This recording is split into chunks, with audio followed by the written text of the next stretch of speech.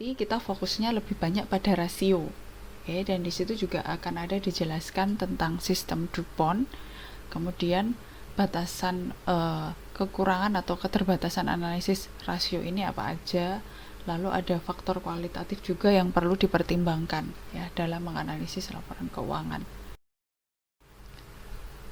Nah, untuk penjelasan lebih lanjut tentang rasio keuangan nanti akan digunakan beberapa contoh laporan keuangan untuk membantu simulasi. Sebelum kita masuk lebih jauh, kita akan ulas dulu mengapa sih kok rasio gitu ya.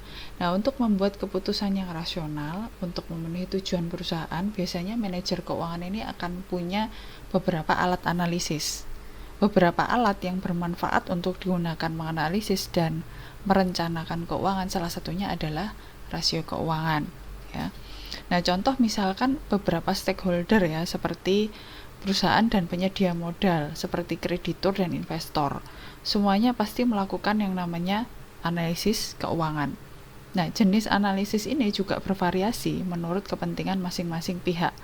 Kreditur dagang seperti pemasok barang dan jasa, mereka umumnya tertarik dengan likuiditas perusahaan. Sifatnya jangka pendek ya. Jadi mereka ingin melihat kemampuan perusahaan untuk bayar klaim ini dengan cepat. Nah, tapi kalau di sisi lain, sisi dari pemegang obligasi sifatnya adalah jangka panjang. Jadi pemegang obligasi ini mereka lebih tertarik untuk melihat kemampuan arus kas perusahaan menyelesaikan utang di satu periode waktu. Ya. Nah, lain lagi kalau misalnya para investor saham biasanya tertarik dengan revenue atau pendapatan ya, pendapatan sekarang maupun pendapatan yang di masa mendatang, dan juga stabilitas pendapatan tersebut ya, dengan melihat tren. Jadi ada beberapa perspektif yang bisa digunakan oleh stakeholder yang punya kepentingan ya atas perusahaan tersebut. Oke, di sini ditampilkan ada neraca, ini aktiva, kemudian masih neraca ya, sisi utang dan modal. Nah, di analisis keuangan ini melibatkan penggunaan laporan keuangan ya. Di sini nanti akan dipakai ada neraca, ada laba rugi. Kalau neraca ini dia akan meringkas tentang aset, liabilitas, ekuitas ya, seperti yang ditampilkan di sini. Kemudian kalau laporan posisi keuangan atau neraca ini juga menyajikan gambaran singkat posisi keuangan perusahaan di satu titik waktu tertentu. Nah, kita juga menggunakan laporan laba rugi ya, ada penjualan HPP sampai ketemu profit atau net income. Di sini kalau di laporan laba rugi ini meringkas pendapatan dan biaya perusahaan selama satu periode waktu tertentu. Laporan laba rugi ini menyajikan ringkasan profitabilitas perusahaan sepanjang waktu. Oke, kalau posisi keuangan itu titik waktu tertentu, tapi kalau laporan laba rugi dia meringkas sepanjang waktu. Nah, apakah hanya dua laporan keuangan ini yang dipakai gitu dalam rasio keuangan? Tidak ya. Bisa juga didukung dengan data-data lain, data-data atau laporan tambahan. Contohnya seperti laporan saldo gitu ya, laporan sumber dan penggunaan dana, laporan arus kas, itu juga bisa dipakai. Di sini ada tambahan data yang lain yang digunakan untuk simulasi seperti saham beredar, sampai ada pembayaran sewa, harga saham, dan seterusnya. Oke, nah mengapa rasio digunakan gitu ya? Secara sendiri gitu ya, angka rasio itu sendiri, kalau misalnya dia digunakan untuk membandingkan itu akan lebih baik. Nah, artinya rasio ini adalah standarisasi angka dan juga memfasilitasi perbandingan.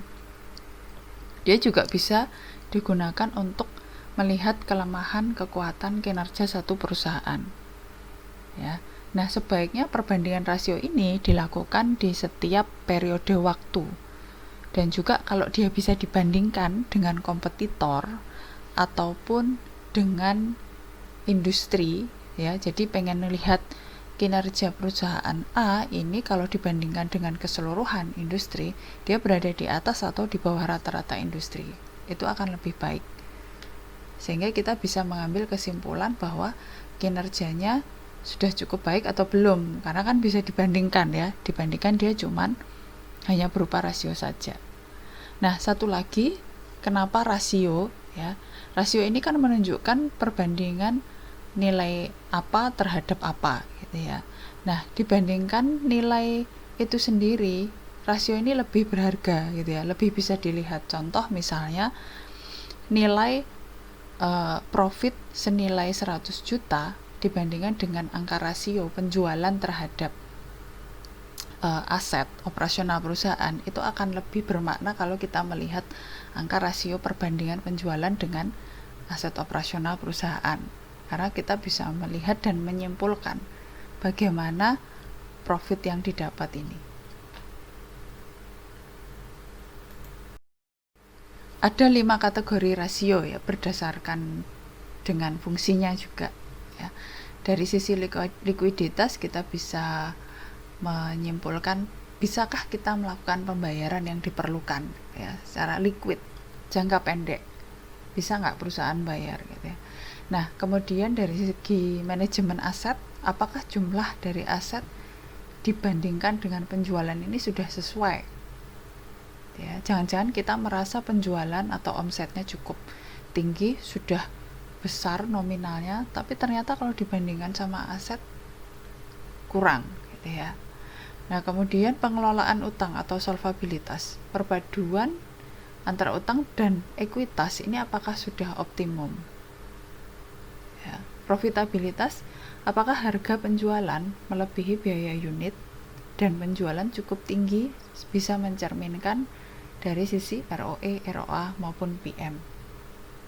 Dari segi nilai pasar, apakah investor juga bisa melihat kondisi perusahaan sesuai dengan yang tercermin di price earning ratio maupun market book ratio. Nah, sekarang kita lihat yang pertama, rasio likuiditas. Ada rasio lancar yang membandingkan antara current asset dengan current liabilities, atau aset lancar dengan kewajiban lancar. Kemudian ada rasio cepat atau quick ratio ya. Di sini ada CA, itu current asset atau aset lancar dikurangi dengan inventory, baru kita bagi dengan current liability atau kewajiban lancar. Penilaian terhadap rasio likuiditas dari yang kita hitung tadi, di sini bisa ditampilkan ya, perbandingan antar periode dan juga dibandingkan dengan rata-rata industri. Nah, jadi cara untuk menginterpretasikan atau menilainya bagaimana dengan seperti ini ya, membandingkan antar periode dalam satu perusahaan itu sendiri, pengen melihat growth-nya ya, perkembangannya antar periode, ataupun juga bisa dibandingkan dengan rata-rata industri. Kalau dibandingkan dengan rata-rata industri, ternyata masih di bawah rata-rata industri. Tetapi terlihat ada peningkatan. Nah, posisi likuiditasnya terlihat lemah di sini. Kemudian rasio manajemen aset, ada inventory turnover, membandingkan antara sales penjualan dengan inventory persediaannya. Jadi dengan penjualan $7.036, ini kalau dibandingkan sama persediaannya yang jumlahnya $1.716, itu jadi berapa? Perputaran persediaannya berapa? Nah, di sini dihasilkan 4,10 kali. Kalau kita lihat interpretasinya, penilaiannya dibandingkan dengan industri, ternyata masih berada di bawah rata-rata industri. Nah, ada kemungkinan perusahaan masih menyimpan persediaan yang stok-stok lama gitu ya. Dan juga kemungkinan ada kontrol atau pengendalian yang buruk atas persediaan. Lalu ada DSO, Day Sales Outstanding. Ini mengcapture rata-rata jumlah hari yang diperlukan untuk menagih piutang. Oke, jadi jumlah piutang dibagi dengan rata-rata penjualan harian. Nah, kalau dibandingkan dengan setiap periode, ternyata di sini malah semakin besar angkanya. Dibandingkan dengan industri, dia juga malah lebih besar. Berarti periode penjualannya melambat. Nah, kalau gitu nggak bisa jual dengan cepat ya, penjualannya agak lama gitu, bisa salesnya bisa lakunya lama. Kemudian kebijakan kredit juga kemungkinan buruk ya, artinya memberikan piutang tapi pembelinya bayarnya kapan itu juga mungkin terlalu lama gitu ya, atau mungkin juga ada yang nggak dibayar gitu.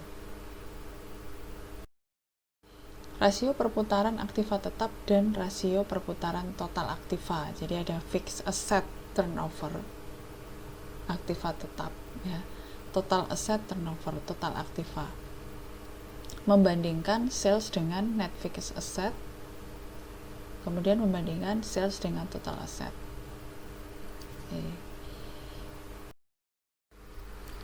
Oke, untuk mengevaluasi fixed asset turnover dan juga total asset turnover, di sini ditampilkan ada perbandingan antara periode, kemudian juga dibandingkan dengan industri.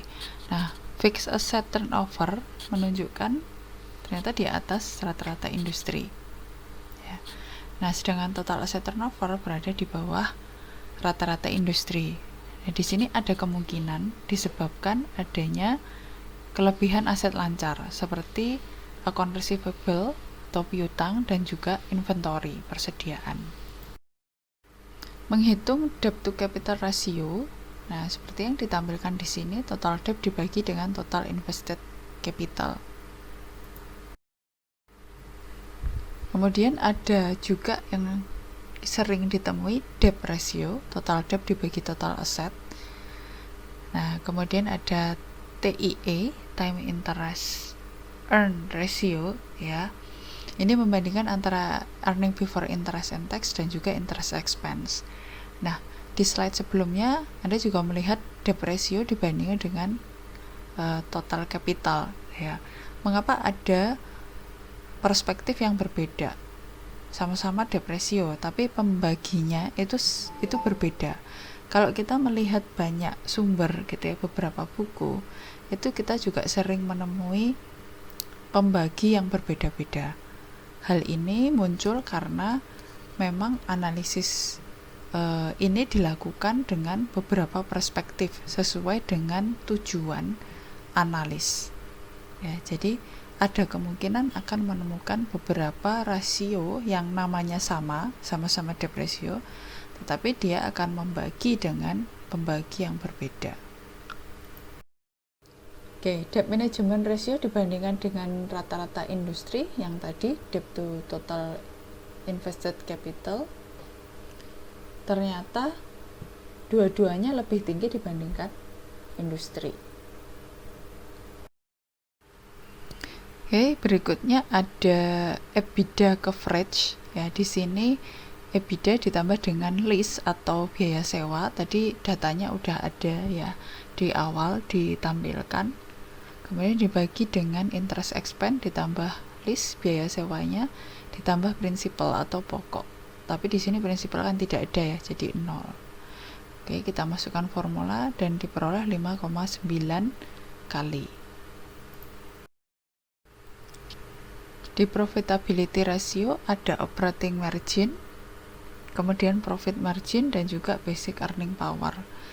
Nah, di sini Anda juga bisa melihat ya bagaimana perhitungannya, formulanya sudah ada ditampilkan.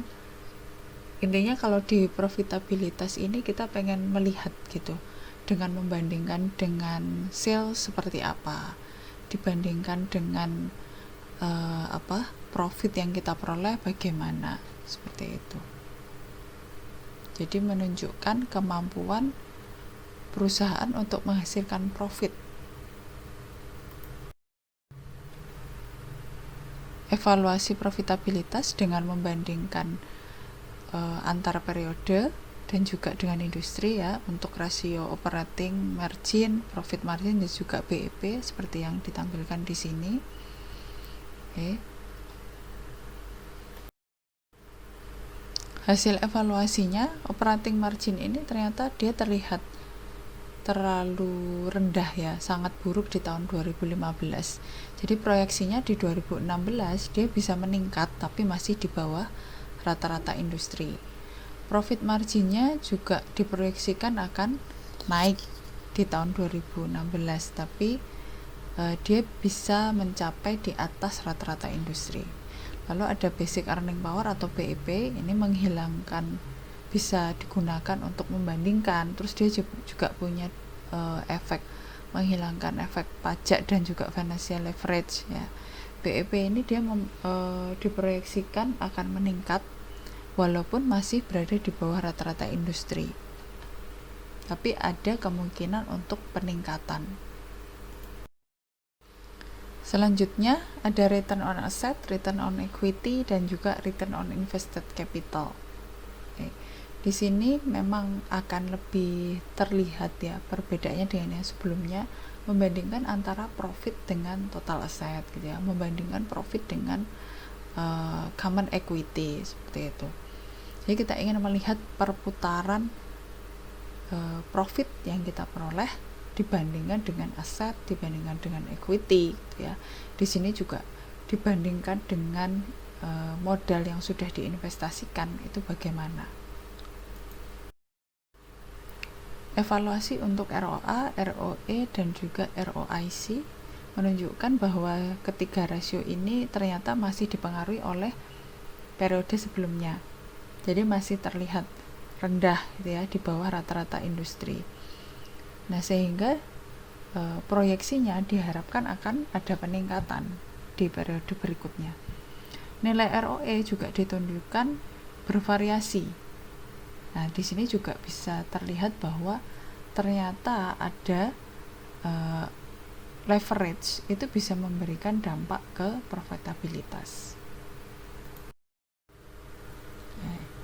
Nah, dampak hutang terhadap ROA dan ROE. Jadi kalau misalnya aset itu dibayangkan, kalau aset ini masih konstan ya, konstan tetap tidak berubah. Nah, maka yang akan berubah adalah yang sisi sebelah kanan, utang ini meningkat. Nah, ekuitas dia akan terpengaruh menurun. Beban bunga atau interest expense akan meningkat, akhirnya net income juga ikut turun. Ya, jadi kalau misalnya beban atau biaya ini makin gede kan otomatis profit yang kita peroleh juga semakin kecil ya. Nah, penurunan ROA ini juga bisa disebabkan oleh utang ya. Kenapa? Karena kalau kita lihat balik lagi ke formulanya ROA, itu kan net income dibagi aset ya kan. Kalau utangnya makin besar berarti kan dia juga menurunkan net income ya, berpengaruh juga di ROA. Nah, penggunaan utang ini juga bisa menurunkan ekuitas. Maka utang juga bisa meningkatkan ROE. Kenapa? Kita balik lagi ke formulanya ROE. Net income dibagi equity. Oke, berikut kita akan membahas permasalahan yang ada di ROE. ROE ini salah satu ukuran kinerja yang menggambarkan korelasi kekayaan pemegang saham, tapi dia tidak memperhitungkan risiko ya, dia juga tidak memperhitungkan jumlah modal yang diinvestasikan. Nah, hal ini juga memungkinkan mendorong manajer untuk membuat satu keputusan investasi yang tidak menguntungkan pemegang saham. Sehingga disarankan analis ini bisa menggunakan pengukuran performa yang lain untuk mendukung ROE, contohnya seperti EVA. Rasio nilai pasar ada price earning,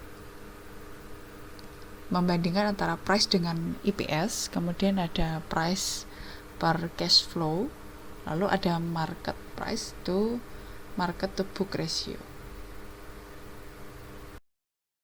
Evaluasi nilai pasar berdasarkan price earning dan juga market to book ratio sama dibandingkan antar periode dan juga dengan industri.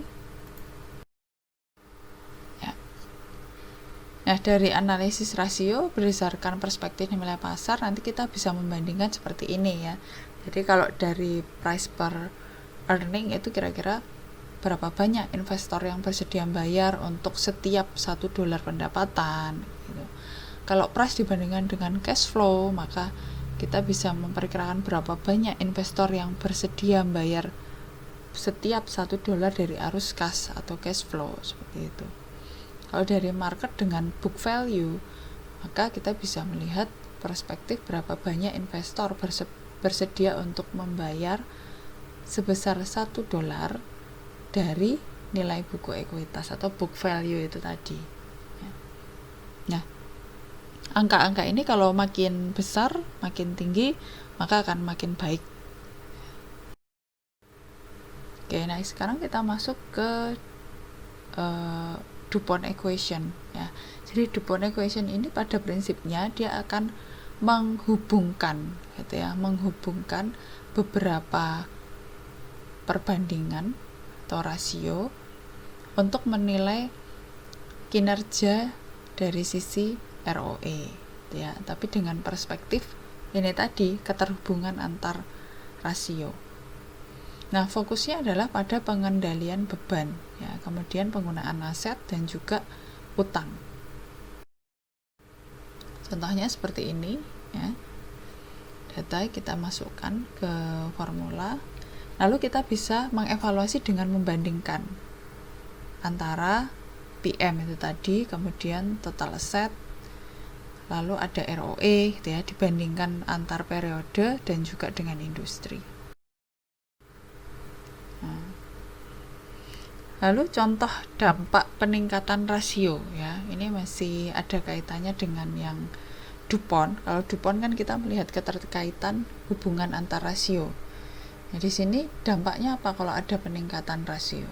Jadi misalnya contohnya seperti ini ya, sales dibandingkan dengan harinya dalam 1 tahun sekian. Nah, jadi bagaimana kita akan mengurangi DSO menjadi 32 hari? Nah, terus apa dampaknya buat perusahaan? Nah, kemudian mengurangi piutang dan day sales outstanding atau DSO.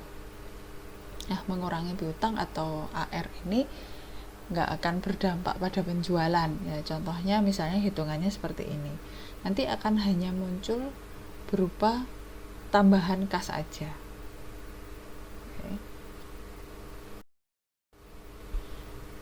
Nah, kemudian dampak mengurangi receivable pada neraca dan juga stock price.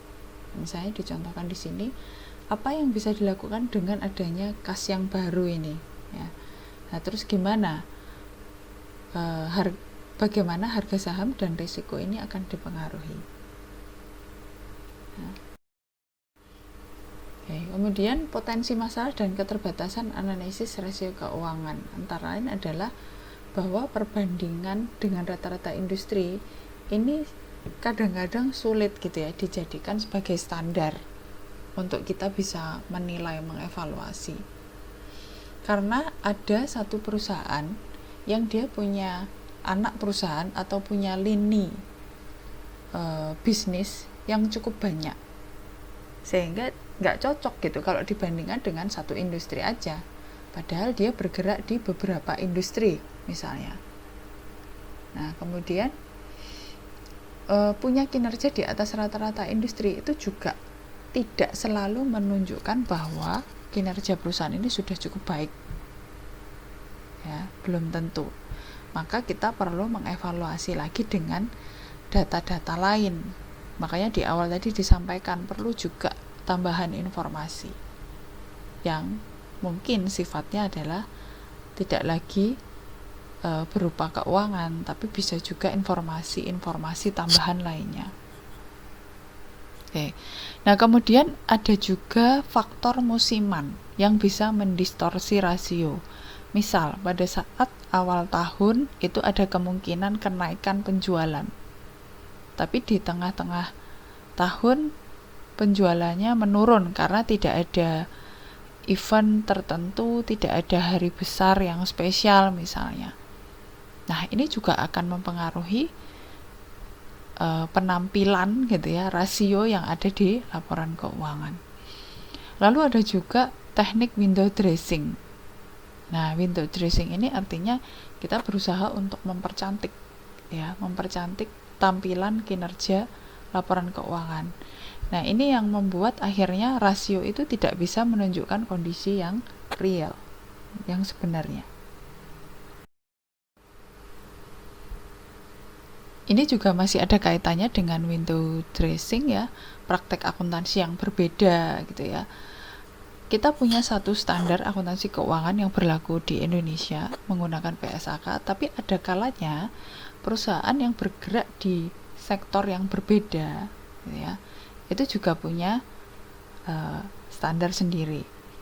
Bahkan kita tidak usah bicara di sektor yang berbeda, dalam sektor yang sama pun sekalipun, itu kadang-kadang masih ada sedikit perbedaan interpretasi ya, atau perbedaan cara melaporkan. Nah, ini yang nanti juga akan sulit kalau kita mau membandingkan rasio perusahaan A dengan perusahaan B gitu ya, walaupun mereka berada di industri yang sama. Kemudian juga kadang-kadang sulit menentukan bahwa ini dikatakan kinerjanya sudah baik sama kinerja yang masih buruk.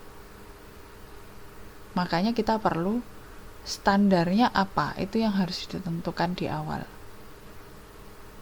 Jadi sudut pandangnya ditentukan dulu. Kita mau lihat dengan lingkup yang mana. Nah, dan juga ini juga sulit mengatakan kalau perusahaan ini berada di posisi kuat atau lemah, itu tadi ya, sama ya. Mengatakan bahwa kinerjanya baik buruk atau posisinya kuat lemah itu sulit kalau kita tidak menentukan di awal menggunakan standar yang mana, lingkupnya seberapa. Nah, faktor kualitatif yang perlu dipertimbangkan antara lain seperti ini, dengan melihat kondisi market gitu ya, kompetisi pasar dengan kompetitor seperti apa, lalu prospek di masa mendatang, berapa persen bisnis perusahaan yang bisa dihasilkan gitu ya. Bahkan kalau misalnya dia sudah sifatnya multinasional, berarti di luar negeri juga seperti apa perkembangannya, sangat banyak ya. Terutama faktor makro itu sangat mempengaruhi. Nah, secara internal mungkin dari segi penjualan ya, revenue. Nah, ini juga terpengaruh dari sisi customer gitu, dari sisi pemasok. Kemudian juga ada secara legalitas ya.